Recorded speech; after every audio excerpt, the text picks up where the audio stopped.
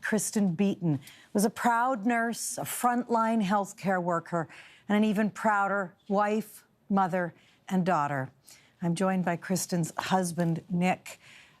Nick, thank you so much for being with us, for sharing the story of Kristen, your beautiful and your brave wife. You know, we are all grieving with you, and I know what a difficult time this must be for you. Why was it so important for you, Nick, to be Kristen's voice today, this morning? It's so important to me, to her, to us, her family, to be her voice, because we're trying to make some positive out of this tragedy, senseless act. And Kristen was so passionate about her job, loved VON, and loved all her clients dearly, like family members. But every morning before she went to work, she would cry. And every night she'd come home, she'd have to strip on the doorstep and go and shower before she could hold her son Daxton, and it killed her inside not to just be able to get out of her car and grab him. And the fact that her PPE was not provided for her scared the living daylights out of her.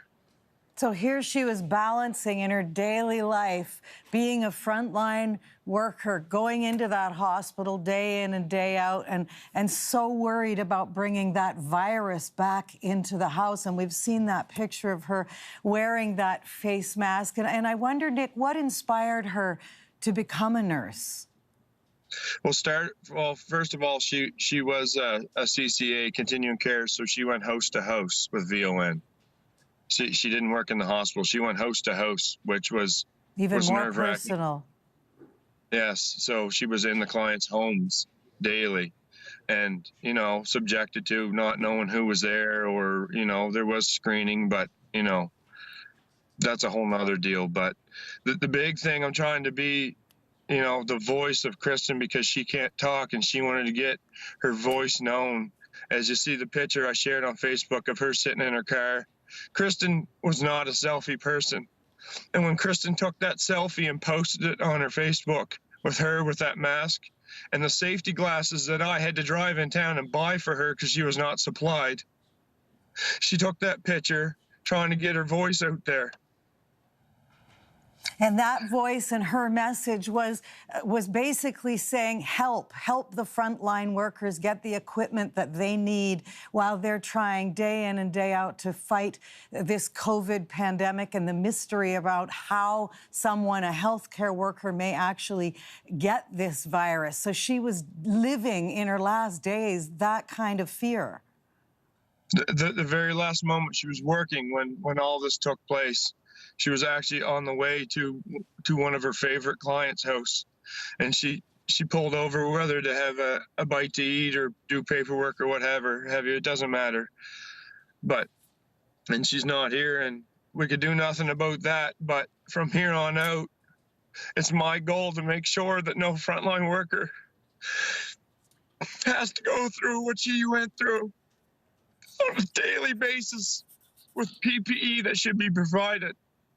I've been promised, I've been in contact, and I've been promised from the CEO of VON. I believe her name's Joanne. My name's a mess right now, but I promised that they were doing everything, that things were not supplied. So this is my question to Justin Trudeau.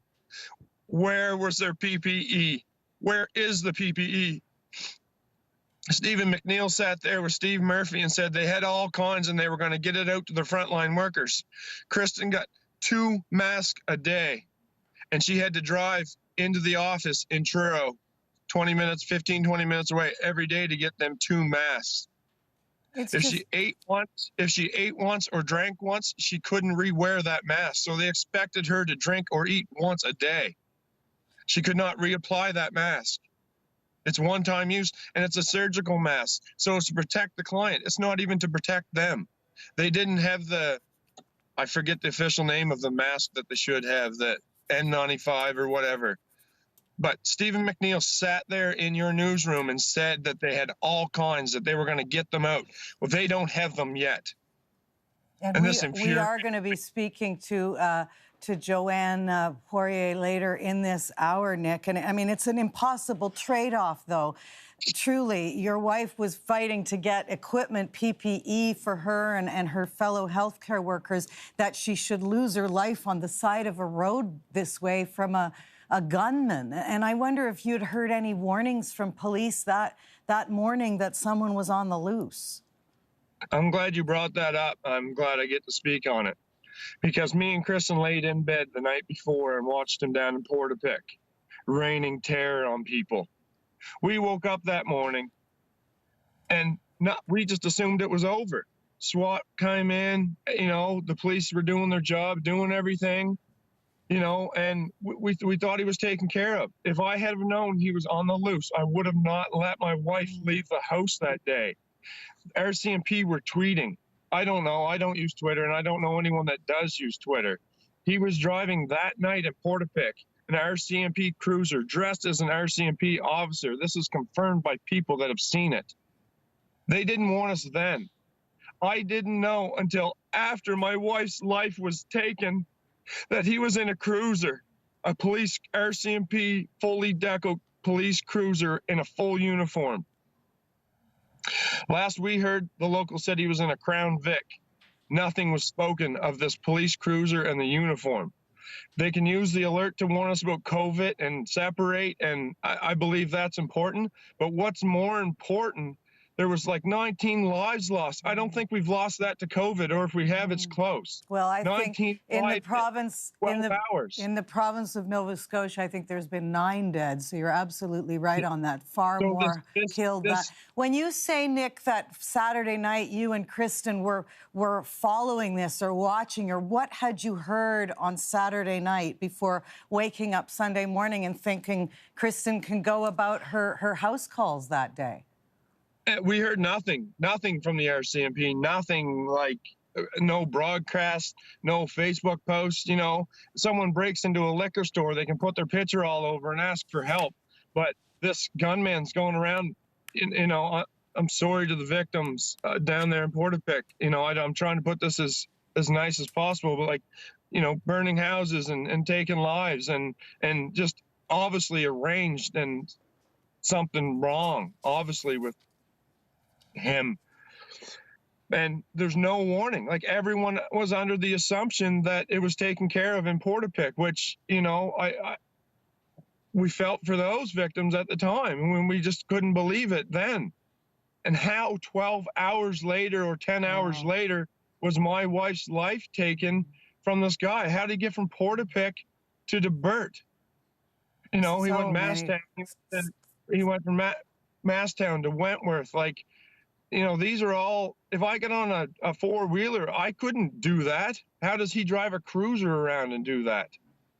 So many questions. This is the thing. There's so many questions. Why a provincial alert was not sounded so that people like your wife would have known before she started her day on Sunday. When she left that morning, was it part of your conversation, or was COVID part of your last conversation? I spoke to my wife minutes before her life was taken on the phone. In our last conversation, I said to her that I found out that he was in Masstown at someone's house that we know. And my last conversation to her was, if you see a car broke down on the side of the road, someone hitchhiking, someone, avoid them. Do whatever you can, just don't stop for anybody. Don't, and if he stands in front of you, run him over. And I sent her the picture, his picture, so she knew. Wow. She read it. And she never read my very next text message.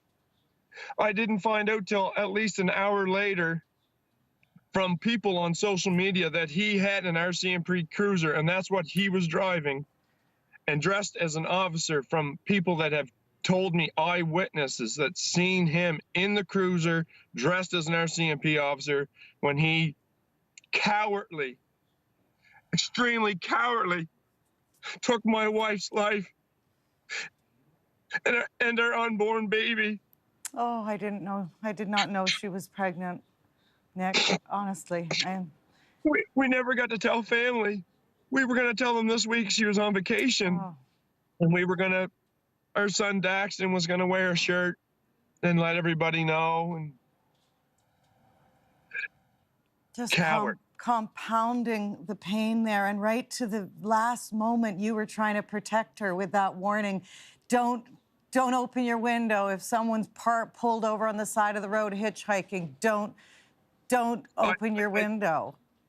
I said, babe, if you have to, run him over. If it's not him, we'll deal with it. But, no one's going to stand in front of you, right? Like, other than a deranged individual.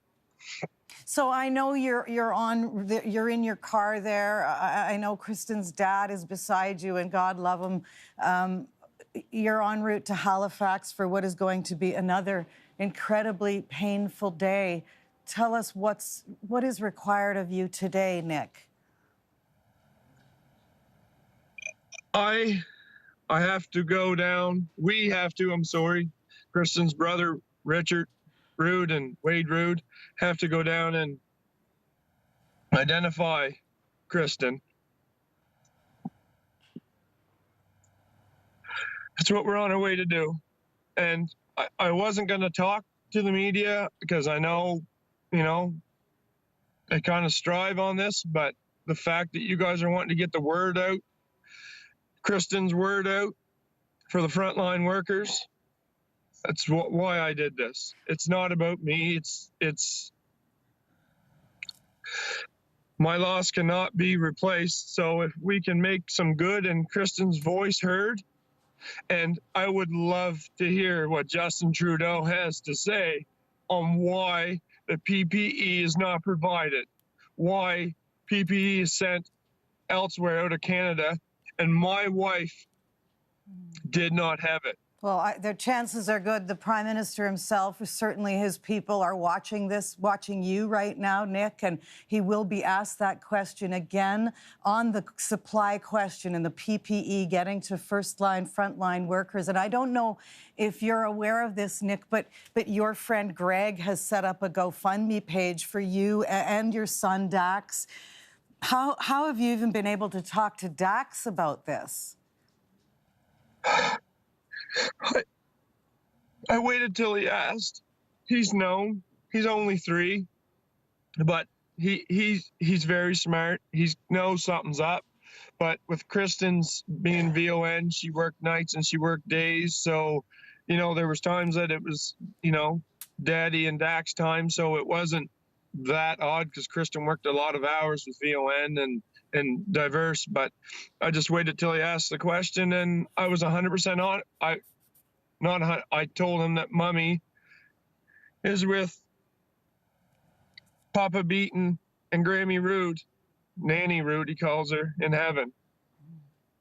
Impossible challenge to try to help your little boy through this impossibly sad situation. And you have the nation also on your side. I clicked on that GoFundMe page this morning, and there's just so much support coming your way from right across the country. Have you been able to sort of process any of that? And who are you able to lean on, Nick? I'm leaning on my mother a lot for help with Daxton because there's a lot of calls and a lot of stuff with RCMP and my uncle, my brother, Kristen's brother and father, like family. Like I'm sorry if I haven't mentioned anyone in there. It's they know who they are. The day that happened, there was an RCMP officer I spoke with, and I've never had much dealings with RCMP officer. And I asked him his name, and he didn't give me Constable so-and-so. He gave me his first name. No. Which, little things like that mean a lot. What do you want Canadians, Nick, to know? Last question to you on this brutally heart-wrenching day, week in your life about Kristen. I want them to know, and I want my son to know for his entire life, that she loved him more than I've seen anybody love anything. I'd love to say I love my son dearly. He is my entire world. but she loved him more than that. I can't explain it. When we were laying there in bed at night and I'm on Gigi or whatever, looking at videos, stupid guy stuff, she was laying there watching videos of Daxton that she took that day and him growing up, and she just giggled and she loved him so much. Like, it's totally, if you didn't see it, you wouldn't believe how much she loved him. She I was know, an amazing mother. amazing mother, amazing wife. I didn't realize how good I had it, how much she did. In between working these hours and the stress of the COVID and caring about clients and, you know, the little things she done for clients, you know, they're not supposed to do. I guess she's not there, so she can't get in trouble. But, like, you know, birthdays and stuff and, like, little things, like, you know. It's those little things, Nick, and we cherish your story. You've told us of your beautiful wife, and we thank you for helping us all know her, the tragedy of her death and your unborn child. It is truly tragic. And the Prime Minister has now stepped up, Nick, and we will ask that question to him right now.